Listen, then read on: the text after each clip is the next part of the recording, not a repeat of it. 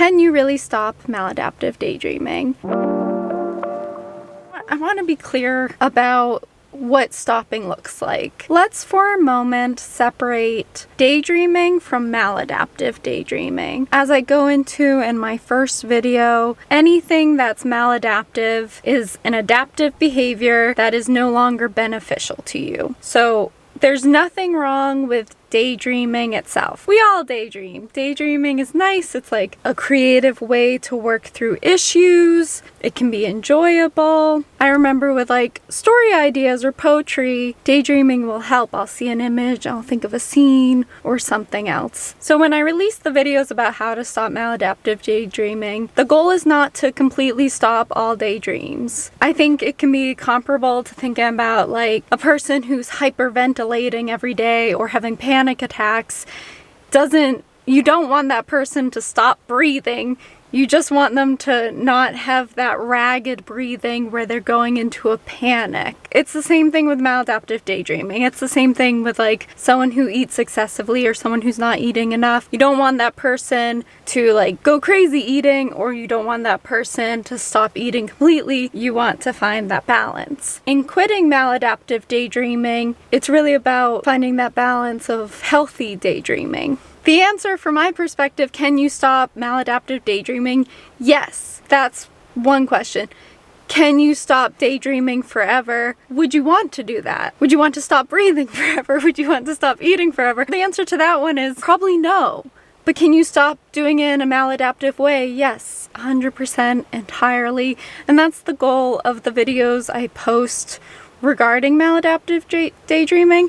It's not to cease daydreaming forever and always. It's to be in control of your daydreams, to not find daydreaming excessive, to manage stress or other triggers of your daydreams, to get any comorbidities treated. OCD, ADHD, PTSD or CPTSD, those tend to be related to maladaptive daydreaming. A lot of people will have multiples of those if they are maladaptive daydreamers. So I think it's really about decreasing the maladaptive behavior, finding solutions that help you do that, and being in control of the being that you are. Feeling like if you're going into a daydream and you have something to do in an hour, it's that trust that, oh, I'm going to be able to stop this daydream. I can stop it right now if I want to. For this writer who wrote in the comments, or for anyone else who has this question of can you really stop maladaptive daydreaming, I think it's also important to define what that looks like to you. Is it that you daydream only in specific periods or during specific times? Like you give permission to daydream at certain times.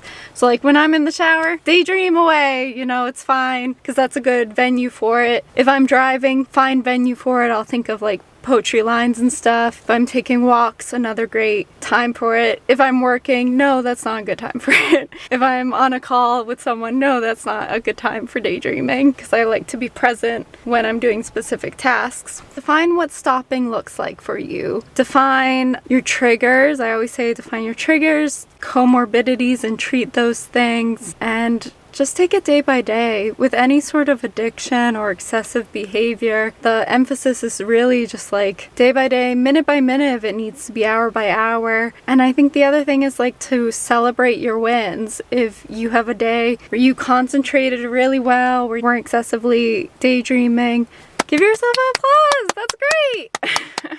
I think it's like that constant and consistent compassion, self-compassion thing where, you just recognize, hey, if I daydream today, it's not the end of the world. And if I daydream more than I want to, it's not the end of the world. And that's applicable to anything. If you eat too much, it's not the end of the world. If you don't eat properly, the diet you want to eat, it's not the end of the world. If you don't exercise today, not the end of the world. It's just that like recognizing you can totally stop maladaptive daydreaming. It is hard work and it does take time, and it might take professional help, which is where I often recommend people to get a therapist involved. Some commenters bring up having conversations with their parents about maladaptive daydreaming. I think that's a great idea, especially if your parents are really supportive and understanding. Share the distress with supportive people so you can get that help, and in-person help is even better than me. I'm a human on the internet. I'm not a therapist in any capacity. I'm not a mental health professional. So much better to get a support system going in the place that you are. You have that consistent support and you have people you can directly reach out to. There's nothing like in-person support with humans who are nearby you.